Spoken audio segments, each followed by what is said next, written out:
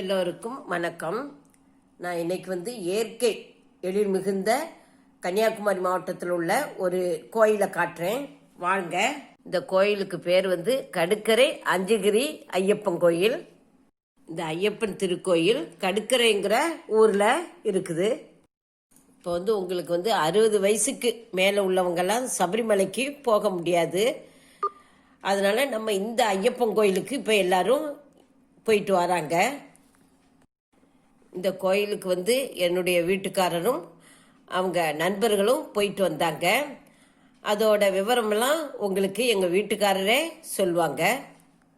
இந்த கோயில் குமரி மாவட்டத்தில் ரொம்ப பிரபலமானது.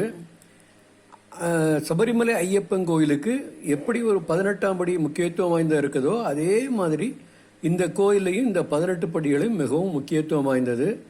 இந்த கோயிலுக்கு வர்றவங்க இந்த 18 படியை தொட்டு வணங்கிக்கிட்டு தான் இந்த கோயிலுக்கு வருவாங்க.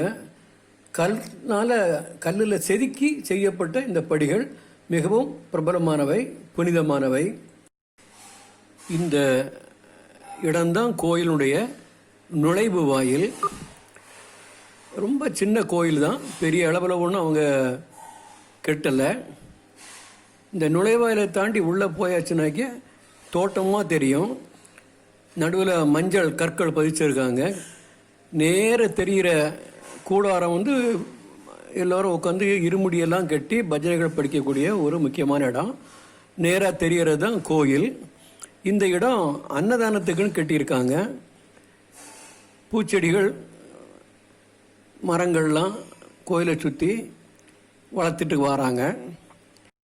சபரிமலை ஐயப்பன் கோயிலில் எப்படி மூலஸ்தானத்துக்கு இடது பக்கம் விநாயகர் இருக்கிறாரோ அதே போல் இந்த கோயில் அமைப்பிலையும் ஒரு விநாயகர் கோயில் இடதுபுறமாக இருக்குது. அதை சுற்றி வந்தாச்சுன்னா பின்பக்கமாக நாகராஜாக்கள் ஒரு கோயில், அதுக்கும் அந்த பக்கம் மாளிகைப்புறத்தின் கோயிலெலாம் கட்டியிருக்காங்க. ரொம்ப ஒரு சபரிமலை ஐயப்பன் கோயில் அமைப்பு இந்த கோயிலுக்குள்ளே தெரியும். இந்த கோயிலில் பெண்களுக்கும் அனுமதி உண்டு அப்படிங்கிறதுனால அவர்களும் 18ஆம் படி ஏறித்தான் வருவாங்க.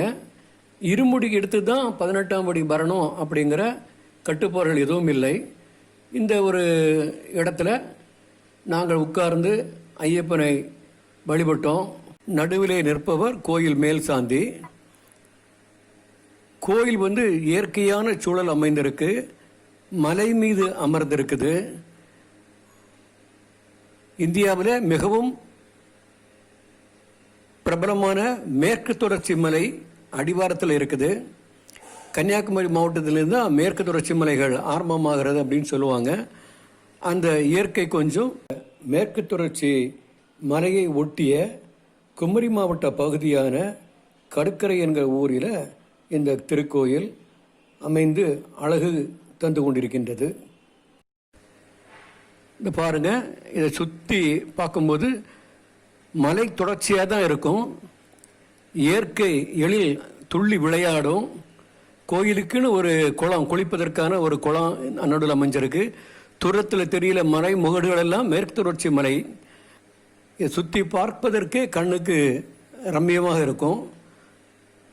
தெய்வீக மணங்கமலம் இந்த கோயிலுக்கு ஐயப்பன் தரிசனம் செய்தால் மிகவும் பயனுள்ளதாக இருக்கும்.